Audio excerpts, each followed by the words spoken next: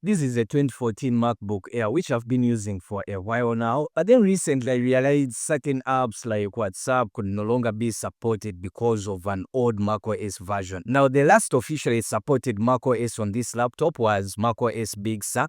However, for certain apps like WhatsApp, I found myself needing to upgrade to macOS Monterey. So I made it my mission to try and update this MacBook Air 2014 to at least macOS Monterey. However, as you can tell, I'm not going to be doing it through the official means since officially macOS Monterey isn't supported on this MacBook. So I'm going to be using a tool called OpenCore Legacy Patcher. Try and get a newer version of macOS Monterey actually running on this laptop. So let's go. So the first thing I did was to go to the OpenCore website to actually check whether my MacBook is supported. You see, when you go to the OpenCore website or their GitHub, you can actually access instructions on how to do the whole installation on your own. However, I don't really recommend anyone to do it unless you honestly know what you're doing, because you may render your MacBook unusable. Now, when you go to the website, you'll find out that pretty much all old MacBooks and iMacs are supported, whether it's a MacBook Air, MacBook Pros, and you'll find that iMacs from as early as 2007 are also supported to actually run the latest version of macOS.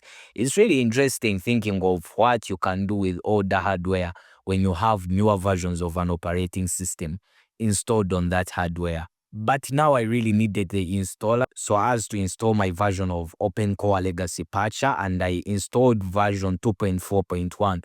You just have to head to their GitHub and you install the OpenCore Patcher.pkg.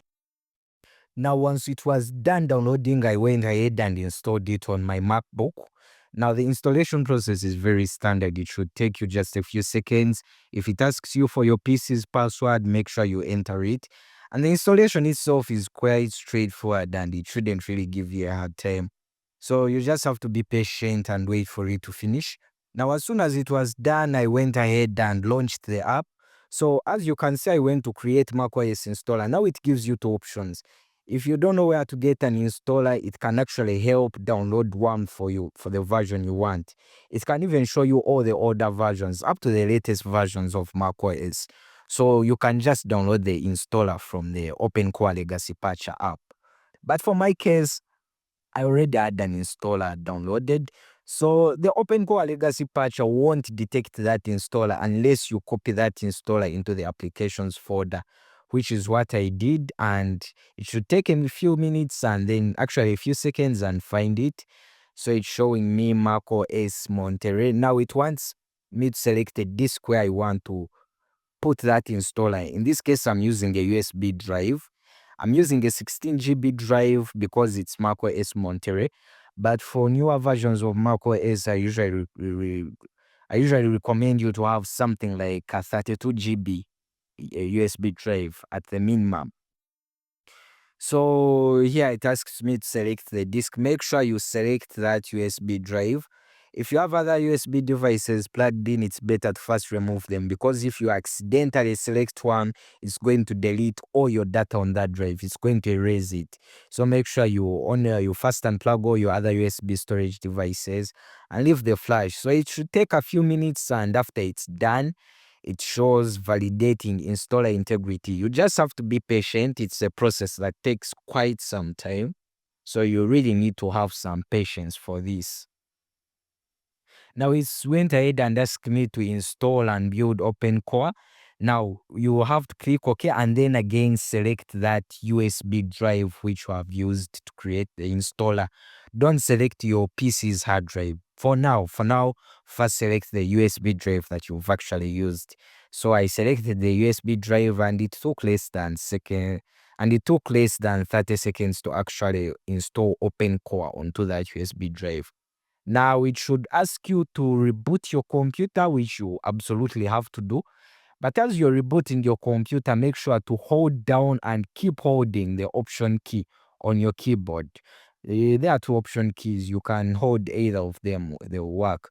Yeah, it restarts, but in that whole process, don't let go of the option key on your keyboard. And as soon as it restarts, it's going to bring you something like this.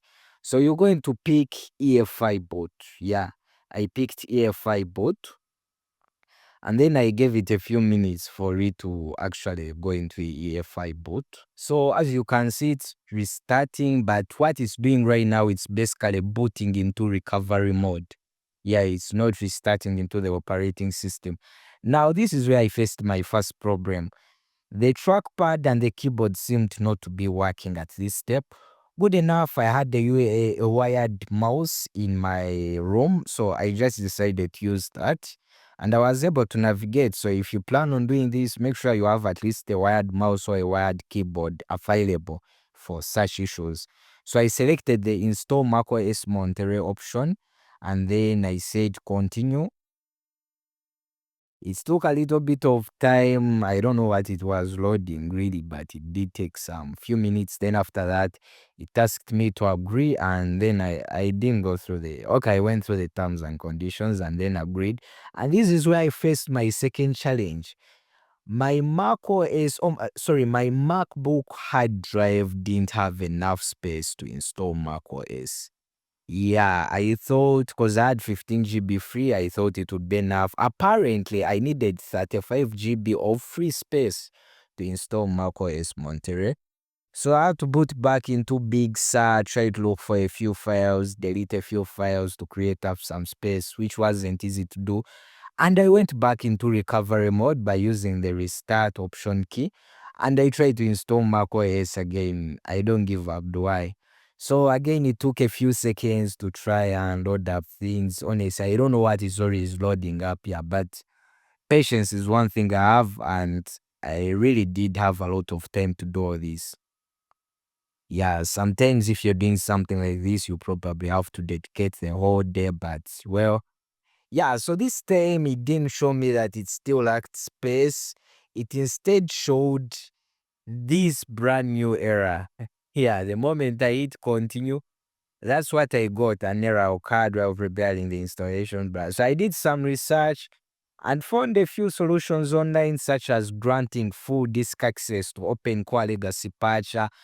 None of those seemed to work, and it and the only solution to it really was recreating the installer. So I went back to OpenCore Legacy Patcher and I recreated the installer onto the USB drive. And surprisingly, that seemed to fix everything, because as you can see, the next time I went back to recovery mode, it actually seemed to be installing. But let's not get too excited too fast. I mean, anything can go wrong. After all, what we are doing, well, it's not official, so anything can go wrong, but let's give it some time and see. So I'm going to speed through this because I'm sure you guys don't have a lot of time to watch all this. Anyways, as you can see, it took quite some time to get done. It did take something like an hour, if I remember well, because it's going to always reboot about 3 to 4 times before it can fully boot into macOS. And then finally, you can see what we get. I'm pretty sure that's the macOS Monterey sign-in screen. I mean, if a Big Sur looks like this, but I'm pretty confident that it has worked even before it actually boots into macOS. But let's wait and see. I mean, this was actually a good sign because I'm pretty sure these are things you only see after installing a new OS on a laptop. These are not things you see every day, and yeah, but yeah, all this, yeah, of course, I'm a person of light mode. Just kidding. But for this case, let me just choose light mode. And I mean, everything seems to be looking good so far. So yeah, here we are in macOS Monterey. But don't get excited yet. We are not yet fully done, because there is one very important step you have to do if you want this installation. I mean, this macOS you've just installed to be very stable. So what I did, I went back and looked for OpenCore Legacy Patcher. And after I got it, I actually went ahead and opened it. And then I went to post-install root patch. So what post-install root patch does is it checks for anything that are missing and downloads them. For my case, there wasn't anything really. And then, of course, you have to go back and build and install OpenCore. Yeah, but make sure this time when you're installing OpenCore, you choose your laptop's hard drive, not the USB drive that you used for installation. Choose your laptop's hard drive, and once this is done, that means OpenCore will be installed, and you should use your macOS, your new macOS without any issues. It's going to ask you to reboot, which you should kindly do. Yeah, because right now it's going to reboot, and you're going to have to select the first option, EFI boot again. Then you're going to leave it to restart again. You should now be into macOS Monterey. Now, in case you enjoyed the video, be sure to subscribe for more videos like this.